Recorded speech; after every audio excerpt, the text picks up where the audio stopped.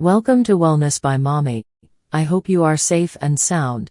In today's video, let's talk about fertility testing and treatment.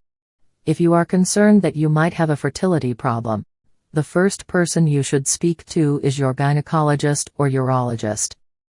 These doctors can perform some basic fertility testing, such as an hysterosalpingogram, HSG, which is a special kind of X-ray used to evaluate the uterus and fallopian tubes, blood work to measure hormone levels, semen analysis. If you're feeling anxious about fertility testing, you're not alone. Try to remember that testing is the first step to getting help. What to expect during fertility tests? Depending on your age and the results of your fertility testing, your doctor may try to treat you with low-tech fertility treatments, like Clomid, a medicine that helps stimulate ovulation, or refer you to a reproductive endocrinologist. A reproductive endocrinologist is a physician with special training as a fertility specialist.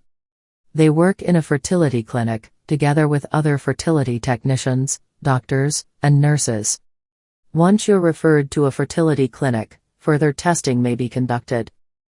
Your fertility treatment options will depend on the cause of your infertility, and may include assisted reproductive technologies, ART, in vitro fertilization, IVF, gamete intrafallopian transfer, GIFT, zygote intrafallopian transfer, ZIFT, injectable fertility drugs, gonadotropins, Gonal-F, Follistim, Ovidrel, insemination, intracervical insemination, ICI, intrauterine insemination, IUI, intratubal insemination, ITU, intravaginal insemination, IVI, oral fertility drugs, Arimidex, anastrozole, Clomid, clomiphene, Femara, letrozole, surgery, laparoscopic surgery, ovarian drilling, third-party reproduction, using an egg donor, embryo donor, sperm donor, or gestational carrier, treatment of an underlying medical condition,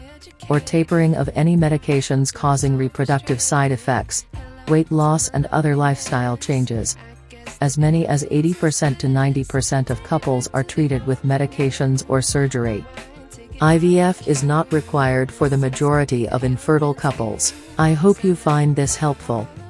Please subscribe for more interesting, evidence-based, educative and informative videos. Like and share this video. Turn on your notification icon so you can be notified when next I drop a new video. I desire for you good health and long life. See you in my next video.